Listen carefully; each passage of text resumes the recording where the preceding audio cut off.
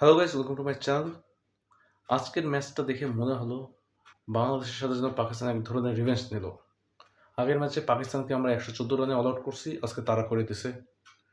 আগের ম্যাচটা আমরা পুরো ডমিনেট করে জিতেছি, আজকে পাকিস্তানের খেলা দেখে মনে হচ্ছে যেন তারা পুরো ডমিনেট করে ম্যাচটা জিতে গেছে। এখন বৃষ্টির একটা ফ্যাক্টর আছে, কিন্তু তার আগেই বাংলাদেশ ম্যাচটা হেরে গেছিল। 3টা উইকেট তার বৃষ্টির আগেই শেষ হয়ে গেছিল। ফার্স্ট ম্যাচে হারার পর পাকিস্তান ভালো করে প্ল্যানিং করে আসছিল, সেজন্যই তারা আবারও ফার্স্টে ব্যাট করে এত ভালো একটা স্কোর করছে।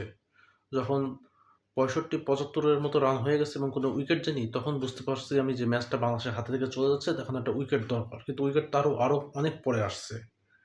তারপরেও মিরাজের একটা উইকেট নিয়ে অনেক কন্ট্রোভার্সি হয়েছে রান আউট নিয়ে। সেটা নিয়ে আমার মতামত যে মিরাজ একদম ঠিক কাজ করছে, পারফেক্টভাবে করছে এবং এতে স্পোর্টসম্যানশিপের কোনো কিছু নাই। কারণ আগা ক্রিজের বাইরে ছিল এবং বলটাও রানিং ছিল। সেক্ষেত্রে মিরাজ বলটা নিয়ে আউট করে দিচ্ছে, যে কোনো বলার হলে হয়তো এটাই করতো। এটা ব্যক্তিগত ব্যাপার, কিন্তু আইসিসির রুল হিসাবে এটা একদম কারেক্ট আউট ছিল এবং আম্পায়ার আউট দিছে, সো আউট।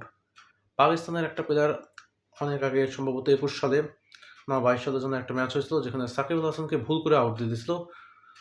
এলবিডব্লিউ দিছিল, ব্যাটে বল লাগছিল, তারপরে এলবিডব্লিউ দিয়ে দিছিল। তখন পাকিস্তানের একটা প্লেয়ার বলছিল যে if umpire give out then is out. So এখানেও সেই ফ্যাক্টরটা কাজ করে, আম্পায়ার আউট দিচ্ছে মানে আউট। কিন্তু অন্য অন্য সব দিক যদি আপনি দেখেন, তাহলে বাংলাদেশের খেলা আজকে ভালো বলার কোনো সুযোগ নেই।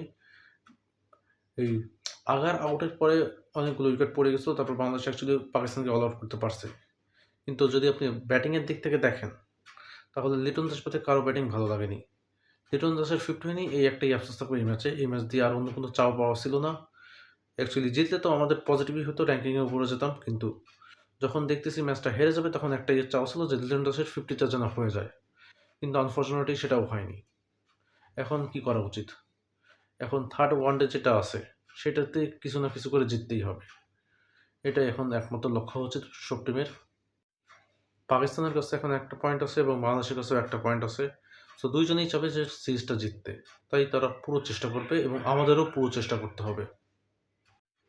সো আজকের ভিডিওটা এই পর্যন্তই। আশা করি ভিডিওটা ভালো লাগছে। ভালো লাগলে অবশ্যই চ্যানেলটাকে সাবস্ক্রাইব করে দেবেন, ভিডিওটাকে লাইক করে দেবেন এবং বাংলাদেশের যে কোনো স্পোর্টসের জন্য আমার চ্যানেলকে সাবস্ক্রাইব করতে পারেন। Thank you so much for watching.